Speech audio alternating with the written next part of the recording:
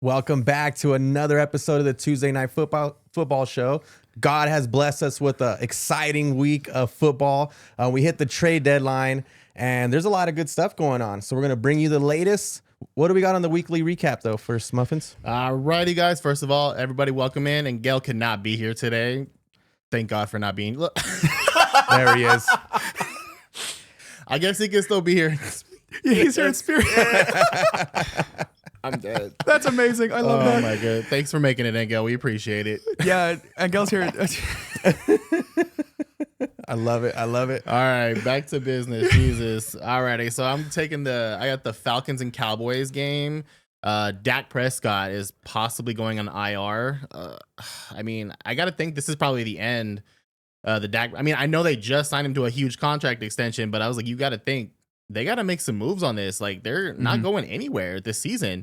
CeeDee Lamb might be out for a couple weeks as well. Cooper Rush is coming in. I don't think Cooper Rush will be the guy, but I don't think Dak is going to stay with it at all. Kirko is doing Kirko things, doing absolutely phenomenal every week. Honestly, though, Rico Dowdle needs to get more carries. Honestly, like he's been exploding recently. And honestly, I was like, this kind of offense right now needs to run through him. And no more of this Zeke Elliott. I was kind of hoping they went out in free agency and got, Tony Pollard back, or they went out and got a running back. Somebody. They didn't. Anyway. Yeah, they did one move, but John will take care of that one in a few minutes. Yeah, come on, guys. What's your thoughts on this? Because I was like, me personally, I was like, with the Cowboys, it's like, I love how awful it's going right now, but it's to a point where it's getting depressing, sad, and it's like I don't even. I mean, Dak said it himself, right? He said, "We freaking suck." Right. Yeah. Well, he cussed, but we freaking suck. Yeah. Your quarterback saying that your team lead. I mean, I think him getting hurt is kind of like a saving grace for him. Now he gets to relax and unwind, and he's tired of all that abuse he's taking over there in Dallas. Yeah, I mean, he's got a hamstring injury. We might see him back this year, but honestly, I think they should, they should just rest him for the rest of the year. Their season's over at this point. It's not worth bringing him back in at the end of the year. But for me, at least this week, the game I want to talk about is Jets-Texans. This was a very, very sad game for me because I was wanting CJ Stroud to pop off this week, and he didn't because he got bounced around like a ping pong ball, getting sacked 8 times this week, which is insane. He's, I believe, leading the league this year in sacks with active quarterbacks, which is, I'm sorry, the second-year quarterback, you cannot be letting him get hit this much.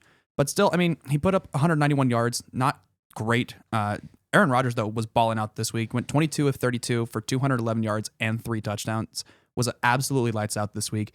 The only downside for the Jets offense this week was Malachi Corley dropping the ball at the 1-inch line going into the end zone. Also with that, though, like, I don't understand what it is with NFL players dropping it at the 1-yard line. I don't like. Well, it's happened a lot in college too.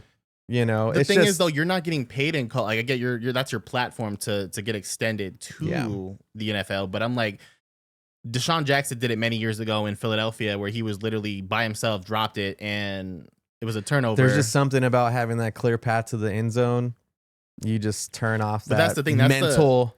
Your brain just turns off. Yeah, and you just throw it away. You think you got it in the bag. It's crazy, though. And that could have cost him big. So he's lucky that didn't cost him the win, or else he might have been traded. But it's like, I don't get what the mental block is, honestly, on it. Like, it kind of irritates me to my soul because literally last week, Kyle Pitts almost did the same thing.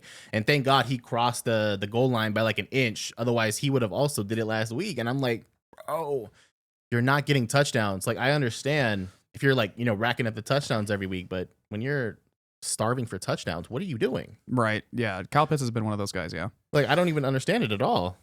I want to talk about the Chiefs and Bucks game. That was a nice little popcorn night, Monday night football game. The Chiefs came out swinging, and they utilized their new trade piece right away. D-Hop had 2 touchdowns in there. But I just love what Baker's doing, Yeah. He's slicing and dicing. He's putting them in a situation where they could have pulled off the win there at the end. Definitely. I definitely think they should have, especially when you're facing the Chiefs, go for that 2-point conversion at the end. When you have them on the ropes like that, you send them into overtime, it's damn near impossible to beat the Chiefs because with nowadays, both teams getting the football, and also too, you're missing a lot of players on offense. How about that Auden, tight end. That's the thing, though. Cade Otton is leading their receptions right now and their yardage. So I'm like, you can't have this happen. Like, don't get me wrong. I'm extremely happy for him as a whole and tight ends as a whole to see him standing out like that. Absolutely. But that just kind of shows you how many weapons they don't have on the offensive for Buccaneers. You know what I mean? Right. Like, they're desperately missing Mike Evans, and obviously Godwin's gone for the year. And they almost pulled off the win, though. But honestly, I was crazy. like, I'm extremely surprised that we didn't see a Buccaneer go out, like the Buccaneers didn't go out and get a wide receiver. Yeah, they didn't. I didn't like anyone. I mean, I get it. Mike Evans is not gone for the year, but he's been very injury prone, especially with hamstring. So I was like, why not go out and get some other talent? You know what I mean? Yeah. Like, I don't really understand Well, it. it just comes down to who's out there, who's available, you know, for what they can afford, cap space, whatnot. You know, we don't know what conversations they're having in the background. They do have Evans coming back. You know, they do got some talent on there. I mean, like I said, having the Chiefs right there ready to take this game from them was huge. But obviously the Chiefs get those calls, right? Yeah. Yeah, the 12th man on the field for the Chiefs is the referees for damn sure. They wear the white and black. But John will get some more of that later. I'm going to take over with going to the Eagles and Jaguars. I mean, I was shocked that I took the Eagles. Saquon Barkley with probably the most impressive athleticism I've seen. And that was insane. Ridiculous. Like, that's going down in history forever. First and foremost, he did a spin move. Then literally a backward. It looked like he was trying to do a spin move at first. And he was like, that's not going to work. And an impromptu like back hurdle. And still hung on to the ball. Got down, and then he had a massive game as a whole. Yeah, that spin move was nasty. That spin move was that wild. was like something you see on Madden. Yeah, when you just hit that right juke move, but then to parlay that into a hurdle backwards, that's crazy. Yeah, no, Saquon Barkley was an insane play. I mean, I watched the play. Yeah, he broke a tackle, spun off of another tackle, then caught his balance back, and then just jumped backwards over a guy. Like, you can't make that up. Absolutely, and then not even with just that play though, Devontae Smith with a amazing one-handed full speed. He was running full speed. It wasn't like the Garrett Wilson one we saw earlier in the night. Full speed, one-handed, kept both of his legs, and it was like weird. He like did the splits almost to make sure he got both of his toes down. Yeah, and he pulled off an amazing reception. If AJ Brown's out this next week, I look for Devontae Smith to have a big game. Oh yeah, definitely. Absolutely. One more game I do want to point out, Panthers Saints this last week. Panthers definitely, I mean, they didn't save their season, but I think what you're seeing now, this Panthers team is starting to pick up a little bit. And I think if you're a Panthers fan, yes, this year is awful, but I think you're starting to see a little bit of excitement. Bryce Young's playing a little bit better. Chuba Hubbard is balling out the entire season, got 2 touchdowns this week. And what you just did is you got the Saints coach fired. So it's like, that's a little bit of an extra umph to it. You know what I mean? Like, that's a little bit of an extra nail in the coffin for him. By the way, the Saints coach that was fired also Derek Carr. He was with them in Oakland, got him fired. Like, you got to feel some type of animosity towards that. Last game I really want to talk about was my game of the week. My call, Seattle Rams. You know, playing in Seattle's tough, and they come out swinging. I think they had a 13-3 lead, and then you just here comes the Rams soaring back. Stafford, he's got his favorite target back, his best friend, Cup. I think he had like a bajillion catches. It was probably right around 12, but that was just crazy. And those interceptions that Geno's throwing now, I mean, I've never been a huge Geno fan, but it's hard not to root for the guy that's always been the underdog. And he's just, you know, he's been winning these games, but, you know, when you're throwing 3 picks and it's just like back-to-back games, we kind of see that pumpkin showing its face, right? Absolutely. Yeah. And this was the longest play of the season as well. 103-yard pick 6. That's the longest play of the season this year. And against, you know, you can't be pulling that off and still expecting to win. To get all the way down there and then just to ruin it like that, it destroys it. It could destroy your whole game if you let it, honestly. I know they'll definitely bounce back, but Jackson, Smith, and Jigba, even though they lost, he had a massive game, 180 yards. JSN. Like, what in the world? But I guess, you know, DK Metcalf went down. He absolutely stepped up. Now I'm just looking for him to do it when DK's also there. Yeah, definitely. Let's be honest. Oh, yeah. Yeah, he started looking like Rose Bowl JSN this week. That was a huge game for him this week. But also Puka Nacua, like, what are you doing, bro? Oh my God. Like I get it. In the heat of the moment, things happen. Did he connect on that punch? I think so. Honestly, like, looking at the replay, like, it wasn't. It didn't look like it was going to cause any damage from it. I didn't get to see it. Is he throwing the punch and it's hitting the guy's helmet, which doesn't have any effect? Like, it didn't. Or honestly, was the helmet off type of punch? No, it wasn't. No. No. Wow. Helmet's on. It's not worth it. It's not worth your hands. It's first of not all. like you're going to hurt yourself before you hurt him. And I get it. heated in the moment, but you can't let your team down like that. If you guys had lost that game, that we could have pointed that back to like one of the reasons that's why they lost. Yeah, Definitely. Now, some breaking news, right? Today was a trade deadline. A lot of teams pulled the trigger on some moves. So a lot of exciting stuff. It sucks the trade deadline's over. Yeah, but unfortunately. Hey, I mean, there were some big splashes. Yeah. One I do want to highlight, which is I think the biggest trade of the day, Marshawn Lattimore going to the Washington Commanders. Their biggest need this year has been that defense, especially in that secondary. It's been kind of, lackluster this year, and they're getting a top tier corner in the league this year. Granted, he's coming, he's still injured. He's coming off, I believe it's a hamstring injury. But in a week or two, when he comes back, that's going to be a huge addition to that defense. I believe they give up a decent bit for him. They give him up, I believe it was a third, a fourth, and a 6th round pick in exchange for Marshawn Lattimore. 3 picks. Yeah. I mean, it's a lot, but honestly, he's a Pro Bowler though. 4-time Pro Bowler, only 28 years old. He's still got at least 3-4 years before he starts to see a little bit of decline. So absolutely, it's going to be a huge year. They gave up a 2025 3rd round, a 4th round, and a 6th round. And they got back in return Marshawn Lattimore and a 5th round for this upcoming draft. And that's huge for a Commander's team that's in it, right? They're very much in a win now mode. Absolutely, yeah, definitely. Absolutely. I absolutely love it. Their defense already looks phenomenal, by the way, as a whole. Like to add that piece to it, absolutely phenomenal. What I will go ahead and do is I'm going to go ahead and take you to my second one. I don't believe this one to be the pick of the week. I think Marshawn Lattimore takes that one. Definitely. But Zadarius Smith for me is an absolute standout going to an already stacked Lions team. Yeah. Obviously, you go Aiden Hutchinson lost in the year. You need to replace that. I was hoping they would do Myles Garrett. You know what I mean? But he is probably just too much, too expensive for this year. He's not really costing the Lions all that much. He's on the remainder of this year? Yeah, so it's only the rest of this year. They're only paying, I believe, $600,000 is what they're paying him for the rest of this year because of his contract, how it was structured. So they're basically paying him nothing, and you're getting a guy that's honestly a really solid, not necessarily your prime, pass rusher at this point in his career, but he's a very, very good secondary pass rusher. Absolutely. Oh, yeah. The highlight, I will say, the highlight of today was the big splash down in Dallas. D Squad, I know you're listening to us right now. Jerry Jones came out just with the pressure he's getting from the fan base.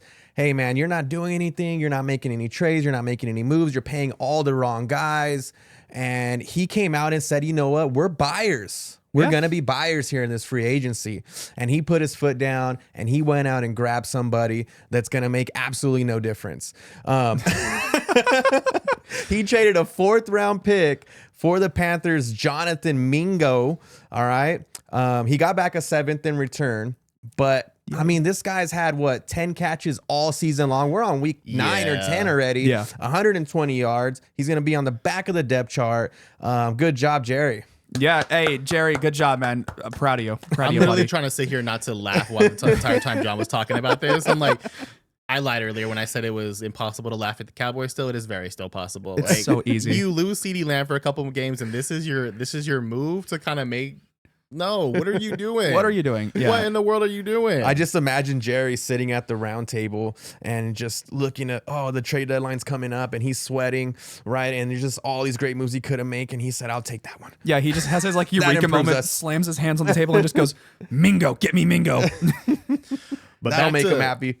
Back to some actual trade that actually is going to impact the team. Mike Williams headed to the Steelers. Yeah. Getting Russ some more weapons to cook with. I'm happy for Mike Williams, actually. He was having a tough time connecting with Rodgers over there. I mean, he cost him that one game. He had I think it was a drop that hit his face. And then he got a concussion on the next attempt to him to win the game. I mean, he just had a disaster Jets. Yeah, and he just got buried in the depth chart as well, which is so rough for him. So I'm happy for the guy. But I think honestly, ever since he left the Chargers, honestly, I was like, I feel like him and Justin Herbert had something. They were especially fantasy wise, Jesus. Yeah. But honestly, I was super sad for him. He was a great talent, and then didn't really work out with the Jets. So I'm extremely happy to see him. Yeah. Well, he's kind of a possession receiver, wouldn't you say so? He's a possession guy, but he's a big body, so he's gonna go up and get it. So like you gotta trust him. You gotta throw the ball up there. Justin Herbert used to just sling it. I mean, know that they were down by a lot most of those games, so he's just throwing it up. Right. But I mean, there was that trust there, and if Mike Williams has that chance to go up and grab it, Rodgers doesn't really work that way. I mean, you might see that with Devontae, but he's usually throwing those, back shoulder throws. They have that continuity, but it's not really ever jump balls. Yeah. Yeah. Yeah. We'll see what Mike Williams does in Pittsburgh this year. I do want to talk about Pittsburgh one more time, though. We got Preston Smith, edge rusher from the Packers, being traded over to Pittsburgh. I don't know what the compensation was, but I think that's going to be huge for them on that defensive line, giving Cam Hayward a little bit of extra oomph on that defensive line. So we're going to see, and Preston Smith is not a slouch. He is definitely a very solid pass rusher, always has been. So I'm definitely excited to see what they do for him this year. Pittsburgh is definitely buying in. I mean, no, that's Lions, right? So no, Zadarius Smith is what got traded to the Lions. His brother got traded to the Steelers. Wow. Yeah. Okay, a little brother on brother action. Yes. That's amazing. Yeah. So we're gonna see. Hopefully that they're buying in a little bit. They're playing really well this year. They're doing very much better than most of us really expected them to do. I think, and I think they're trying to push for this playoff spot in a pretty easy AFC this year. I think. AFC is looking pretty weak right now. A little bit. I mean, without the refs helping the Chiefs out, I mean, you got to think that the I mean, they're still there. They're still in the Chiefs' pocket right there. Yeah. So they're still making these calls. I mean, there was that crazy one at the end of the last game, Monday Night Football. That dude totally false started. Yeah, They didn't it's not call even, it. Just it's not ignore even it. close. It's crazy. It was obvious. It's Yeah. like, are you kidding me? I even Had saw that been too. anybody else. But Yeah. how about the Lions loading up, right? Yeah, Lions loading up, man.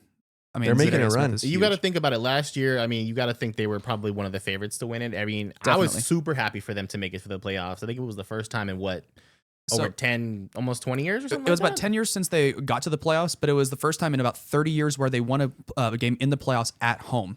It was the first time since I think it was 91 or 92 that they had a home win in the playoffs. I mean, that's massive. Absolutely. Yeah, they kind of have that Saints feel, that New Orleans back in when Yeah. the Hurricane Katrina hit. They just have all that energy, kind of like the Viking Stadium, but Lions are the real deal. Yeah, Lions are the real deal this year. They're definitely one of, if not the best team in the NFL right now. Massive. Absolutely. Niners made a splash, right, Caleb? Yeah, Khalil Davis. I mean, he's a third Not year. bad. We'll take it. Not too bad. Honestly, he's going to be a guy that's a little bit more rotational. We got him for, I believe it was a 7th round pick this year.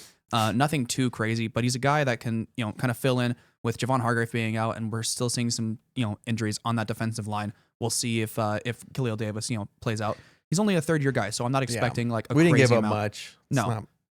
It's a great pickup. I think it's Added solid. to the depth chart. It adds a lot of depth to them, especially Nick Bosa still in there. You have, unfortunately, I hate that Javon Hargrave had to go down, but it honestly I don't even think they needed it. But now they got great depth, and now CMC's coming back. They can make a run. Oh yeah. Here's Second my half, thing man. though. I don't think that the 49ers are going to do it in the West. I think it's going to be the Rams. The Rams are finally starting to get fully healthy. And I mean, I get it. You guys. I mean, we are getting C-Mac back. That's that's huge. The West is But what starting to pick up. C-Mac are though. you getting back though? Are you getting back that talent from last year, or are you getting back someone nursing a Right. season-ending injury? At least for the first couple weeks that he's back, I think that's what it's going to be more so, where he's kind of getting into the groove of things a little bit. He's just trying to get back into that offense, seeing how he plays in this role right now. But once we see in about 3-4 weeks or so, or whenever he does come back, because he could be coming back this week, he might not. In a couple weeks, we could be seeing a little bit more of offensive player of the year. Should have been MVP Christian McCaffrey. All right, let's move on. We got let's look ahead to next week. We got a lot of Do it. exciting games. It's getting close, you guys. So we're halfway through it, a little more than halfway. A lot of exciting matchups going on. Caleb, what do you got for us? I'm going to talk about a more or less exciting matchup to start off, but it's okay. We got Giants Panthers in Munich this week. Oh wow, picking from the Yeah. bottom of the barrel here. Absolutely bottom of the barrel. It's, like I said, I mean, I'm starting to get a little bit high on the Panthers. The Panthers, they're picking it up a little bit. I mean, they've been kind of wishy-washy most of this year, but these last couple weeks, they've been a little bit more competitive. They're starting to feel a little more comfortable. Bryce Young's playing better. So we could be seeing against a pretty weak Giants team. This Panthers team could absolutely ball out. I mean, they could absolutely. Isn't another one of those games that's like literally 4:00 in the morning is when it starts? 6 a.m. Yep, Oh, bright my and early, goodness. baby. Like, I mean, I don't knock it, but it's just like put good teams, please. Like, I get you're putting up and coming teams, but you got to put primetime teams. Like when they did Brazil, when they did the Eagles and Packers this year, I think that was the first overseas game I've seen in quite some time where they actually put a good teams in there. You know what I mean? Yeah. It was an amazing game. And then it's usually the Patriots and like the Titans And the I'm like- Jags. and the Jaguars and I'm like, come on, you guys. Like nobody's good watching team. this. Like if you Yeah. wanna elevate your ratings, put good teams out there. Like don't pander. Yeah. Just put it out there and give us a good matchup. Yeah, I mean, last year they kind of gave us a little bit of one because I believe it was a Saints-Vikings in London last year. That was like a pretty decent game. But 90% of the time, it's the Jets, it's the Jags, it's the Patriots, the Titans, all these just bottom of the barrel teams. I'm excited to see the Steelers and the Commanders. Yeah, that's going to be a fun one. Lattimore's going to suit up right away, I'm sure. Russell Wilson's starting to gel with that offense. Absolutely cooking. I mean, Pickens is putting on a show every single week, it seems like, with these circus catches. That's going to be a battle. You know? And now the Steelers have Mike Williams. I will say we may see Marshawn Lattimore this week because he is still kind of nursing that hamstring injury. We might see him this week. It might be another week or two before we see him. But if he does play this week, that's going to be a huge boost to that defense. Yeah. Absolute huge boost. Not that they need it with TJ Watt, but I mean, not that they need it, but I was like, as a whole, amazing. Yeah. I can't. What I will do is I will go ahead and move forward to mine because this is the one I'm looking forward to most, I would say. Look at me stuttering. I'm so nervous for it. Eagles, Cowboys, every single year. Me and John actually watched this one at the bar last year. And it was a very close game. The Eagles looked like they should have taken that game. The Cowboys are coming back. We ended up pulling out the win. Honestly. Well, that was before Jerry acquired Mingo.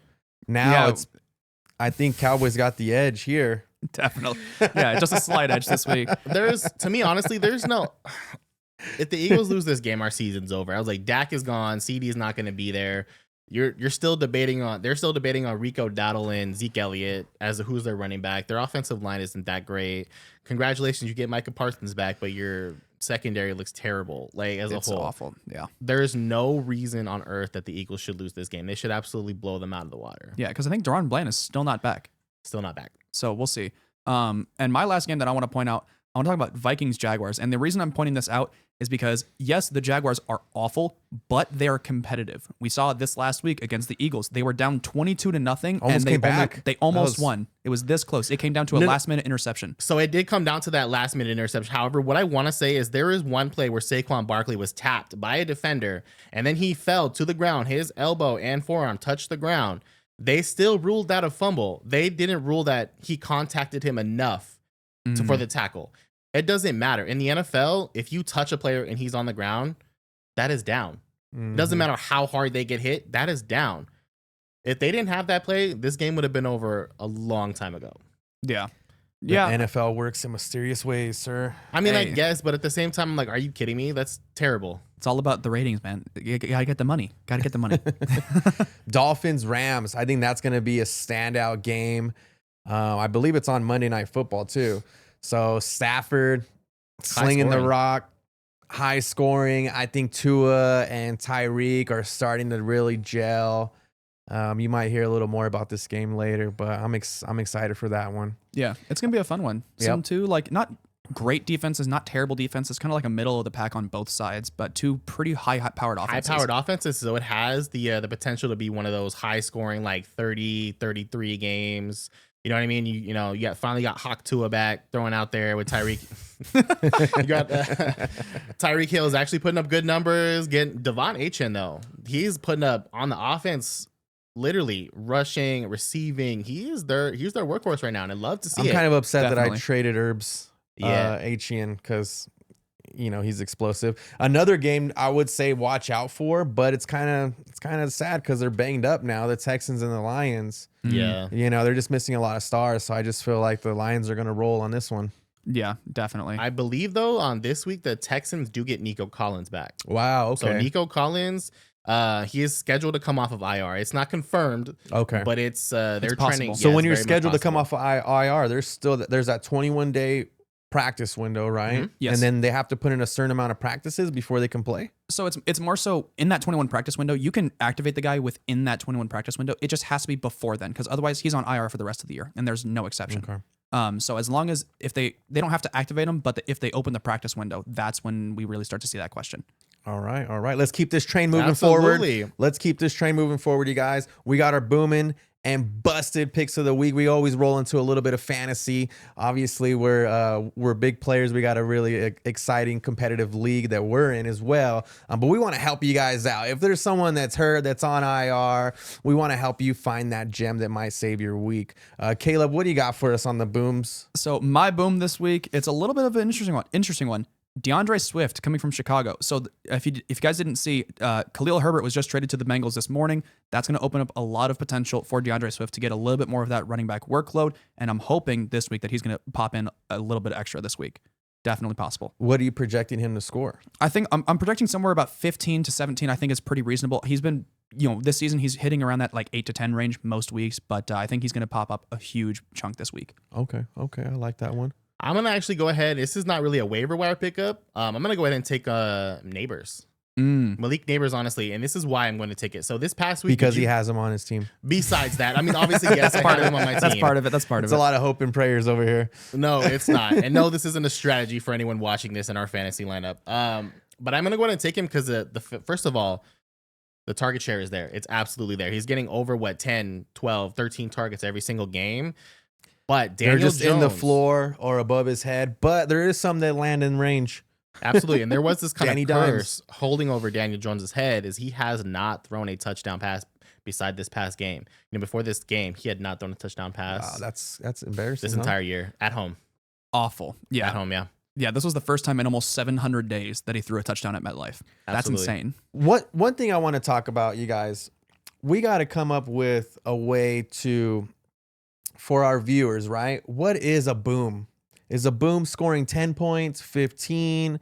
Is it scoring 20, 25? What can we classify as a boom for the people watching? I think a boom is you look at what they've done this year, whether it's they've been saying, like I said, DeAndre Swift, let's say he's been doing 8 to 10 normally. You have a jump, a sizable jump. So dropping 11 or 12 isn't that jump, but that 15, 17, 18, that's where that jump really hits. And I think that's where the boom is. So it's not necessarily a specific range of that 20, 25, 30, whatever it is. I think it's a more significant jump from their normal workload, from that normal drop. I like that. What do you think? That's Muffins? a very good answer. I would signify it based on a 10-point scheme. So obviously, like if you have under 10 points, that's an absolute bust. Like that's almost drop worthy at that point if they do that multiple games. Well, if a quarterback has under 10 points, that's a bust. But what if a running back has 10 points? That's kind of like a decent game, it's right? not bad. Under 10 points. So I'm talking about like under 10, so like right at 10 or right under. But I'm talking about if they have right under that and it's multiple weeks and it's just like consistently like that, that to me, I feel like is a bust. I would classify that kind of in the mid range, anywhere between 11 to like 15, 16. And then once you start hitting 20, that's the boom right there. That's where you want your players to be at. Now I get some players will be up there in the 30s, scoring those ridiculous points sometimes, those once in a lifetimes. But 20, I think, honestly, that's where the boom needs to be at right there. And I personally think the bust should be like 5 and under, because a bust means you just have a horrible game, right? Right. You're depending on this player to bring in these points. He averages, 8 or 12 or 13, and then he puts up 4, So me, obviously it fluctuates, booms and busts are going to go off of, what has the player done all season long? What is he going to do on this game? But I would like to put mine at like 5 and under. And then for my booms, 20 and over. Yeah. John almost busted his phone right there. Yes, he almost busted his phone. But yeah, I mean, I get where you guys are coming from. For me, I think for me at least, it just depends more on what they've been doing. So if they're normally like an 8 to 10 guy and they end up dropping 4 points, that's definitely a bust. If they're normally like a 15, 16 guy and they drop 7 points, that's a bust to me. But I think for me, it just depends on more of what they've been doing recently and where they come off. So my boom this week, I'm going to go with C-Mac. He's returning. He should play. Right? He's activated in that 21-day practice window, like what we were talking about. He should play, and I'm expecting him to come back roaring. I think the Niners are going to feed him the ball early and often. He's going to get his goal line opportunities. I mean, last year he was scoring a touchdown in every single game. So I really feel like they've been hungry and desperate to get this guy back, and he's going to put on a show. So I look at him as getting over that 20 mark. But just in case he doesn't play, another hidden boom that I do have in my back pocket for the people watching is Devonta Smith. That's how you say his name, right? Yeah, Devontae Smith. Devontae or Devonta? Devontae. Okay. Devontae Smith. With AJ Brown being a little banged up, I think he pulled a hammy yet again. No, it was a knee, actually. I think so. Yep. It was a knee injury. Yep. Knees busting up his knee like every single week. So I think Devontae Smith is going to jump in there. He's going to get like 8 to 10 targets. So I that's my backup boom. But if you have C-Mac, freaking play him. What about bus? Caleb, what do you got for bus? So my bust kind of coincides with my boom this week. I have Chase Brown absolutely just sitting this week. I think with the addition of Khalil Herbert this week, his production has already been going down. I mean, obviously they lost Zach Moss to that neck injury, but they've replaced him with Khalil Herbert. I think we're going to see a bigger decline in Chase Brown's workload and have them go into more of like a 2 running back set. Well, I think he had a good week last week, didn't he? I think he had like 27 points. It wasn't anything crazy. I don't know the number off the top of my head. But I think we're gonna see in the next couple of weeks where Chase Brown starts to dwindle a little bit more. His workload, like I said, it's been dwindling a little bit here and there this year, and I think this is one of those weeks again where, especially against Baltimore, it's gonna be a really tough game. Okay. Well, that's the thing though. It's like he took over for what's his name that he took over for. He took over like halfway through the season. He wasn't always starting the entire season. Yeah, it was Zach Moss at the start. Zach Moss, and there we then go. he started getting a little bit more workload. Then Zach Moss gets hurt, so his workload went up a little bit. But I do think with the addition of Khalil Herbert, especially when Zach Moss comes back, which we don't know exactly when that's going to be because neck injuries are really tough to predict, we can see a huge drop in Chase Brown's production. So I did have it pulled up on here. So the last game, he had literally 27 attempts for 120 yards. So in our league is a little bit different. Our league, he ended up scoring 27 points. Last week he had 11, 6, 14, 15, 25, 12. So he's actually not doing too bad. No. But he does play Baltimore. Yeah. Baltimore coming up. And honestly, then he plays the Chargers right after that, and then they're on a bye.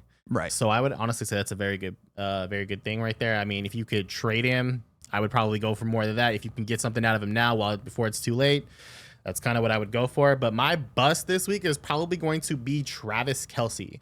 So Travis Kelce, these past 2 weeks have had major games, over 20 fantasy points.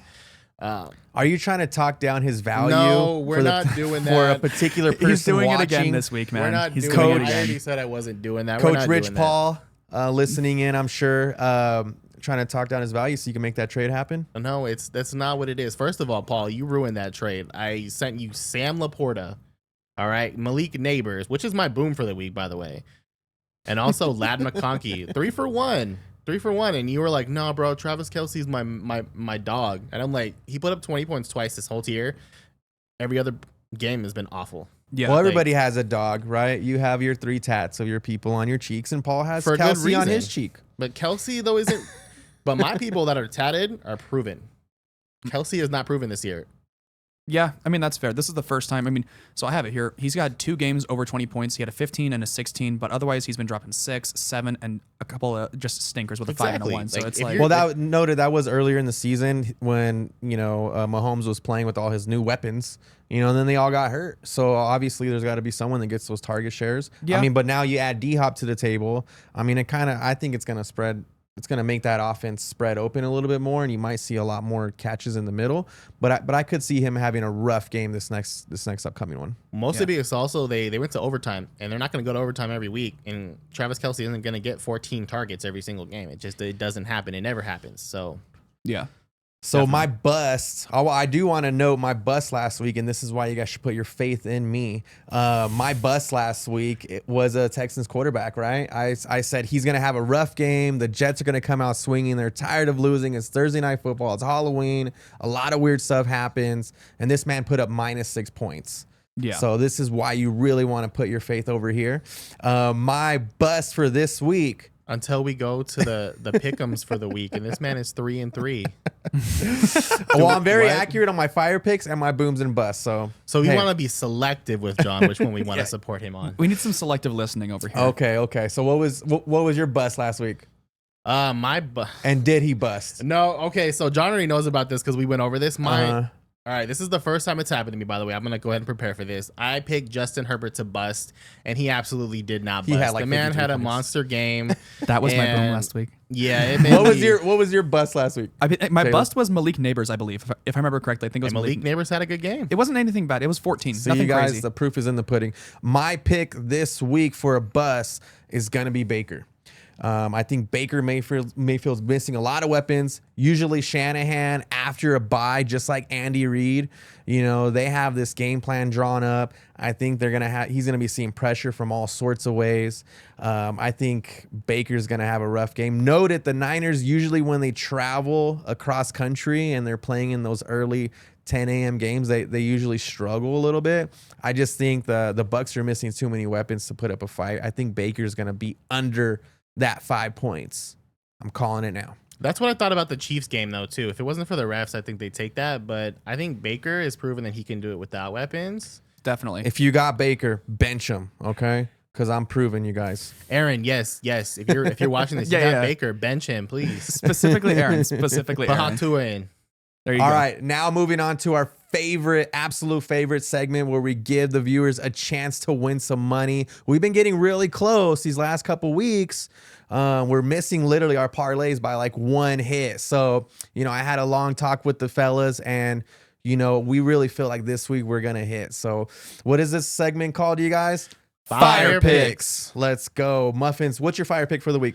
Well, usually I end up going for Ravens, but someone decided to take my Ravens statue over there. But I'm going to go with Josh Allen over on the touchdown passes, over 1.5. Okay. So they're going up against the Colts, and I'm like, there is no reason he can't absolutely sling this ball. Oh, absolutely. Absolutely not. Their defense is atrocious. Their offense they don't even know who their quarterback is right now. Flacco didn't look great. So Josh Allen should absolutely have a masterful game. Absolutely, hands down. Easy one. Yeah, definitely. For me this week, I am taking Derrick Henry over 92.5 rushing yards. He has hit this line in every single game, barring 3. The only other time he's gone close is the last time they played Cincinnati. He dropped 92. But I think this is the week where we're going to see a huge jump from Derrick Henry this week. I like that pick. I do love the Josh Allen over 1.5 touchdowns. I can definitely see that happening.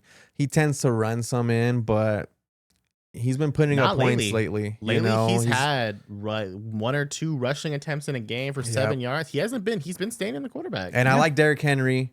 92 yards is a big number, but this man's on fire right now. I don't think he's ate a carb since 2008. No, he can keep going. That's all protein. And what's crazy too is Derrick Henry going into this week is almost at 1,100 yards on the year for rushing. It's insane. On pace to go over 2,000. Yeah, he's wild. On pace to hit. It's insane. Huge year. What do you got, John? My fire pick. I'm going with the Rams versus the Dolphins. Monday Night Football. Tua's getting his groove back with Tyreek. Matthew Stafford has his weapons back. Just as long as Puka doesn't throw a ridiculous punch towards someone's helmet, right? That they're not even going to be able to feel. I mean, this should be over 50.5 points for sure. So that's my fire pick. Put your faith in it. Angell, what do you think, sir? What do you think, Angell? I think the Commander. Why am I making him sound like Trump? I know, right? No, it's more smooth. Hey, you guys. So I think the Commanders, right? Because all I talk about is the Commanders. The Commanders versus the Steelers. They're gonna go over 45.5 total points.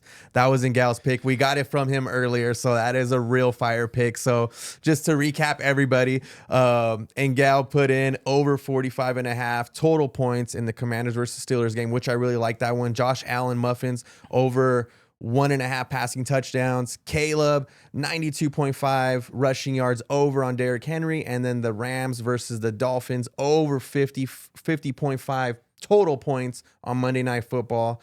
So parlay those together.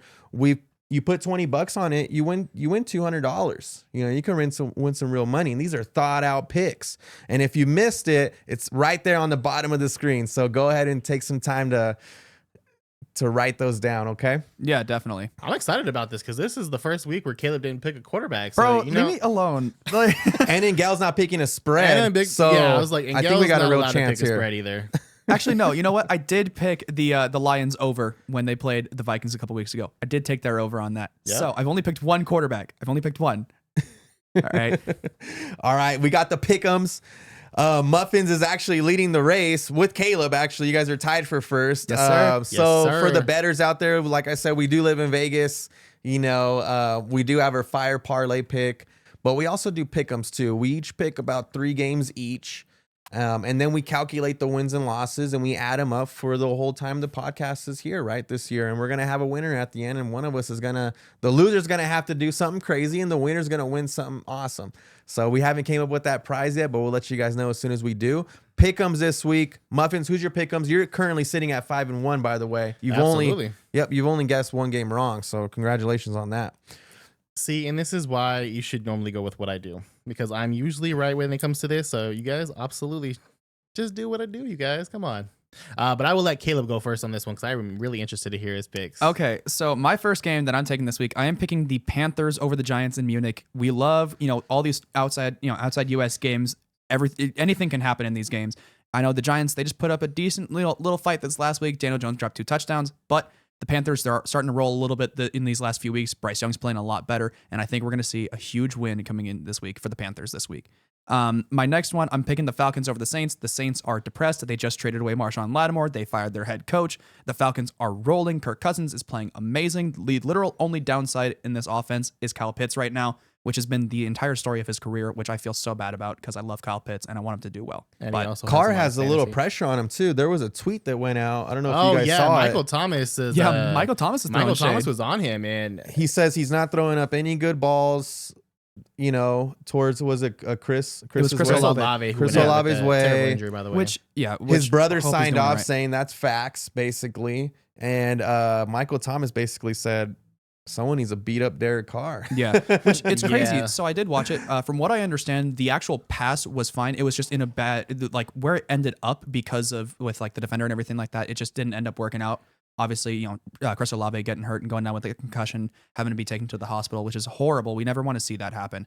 But yeah, I think the pass was fine, but it just the execution with it, just putting it in a bad position for Chris Olave is just not great. But also in the heat of the moment, like you can't always make the most accurate of passes. You know what I mean? Like, and sometimes quarterbacks don't see defenders. Yeah. So in order for Michael Thomas to think this, he must think that Derek Carr did this on purpose. I mean, Maybe. I don't understand with this. I mean, is it some animosity? He's just saying he's not the guy, man. I mean, I get it, but and I think Carr, he's one of those guys. He has to have everything around him working in the right way. He has to have those good vibes in the locker room for him to succeed. I mean, you saw him with the Raiders when things were going bad.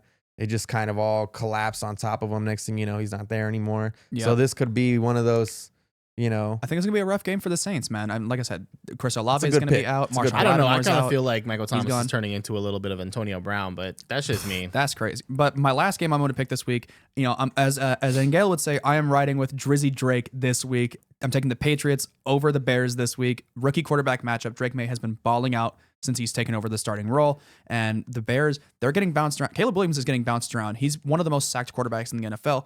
The Patriots, they have a pretty decent pass rush with some guys like Keon White, who's been playing pretty solid this year. But I'm picking the Patriots this week over the Bears. That is a good one. What I will say, and this is directly to the Patriots organization, your quarterback should not have almost as many attempts at rushing the football as your running back. He had 10 attempts for 90-something yards. Ramondre Stevenson he had 8 attempts. Ramondre Stevenson had 10 attempts.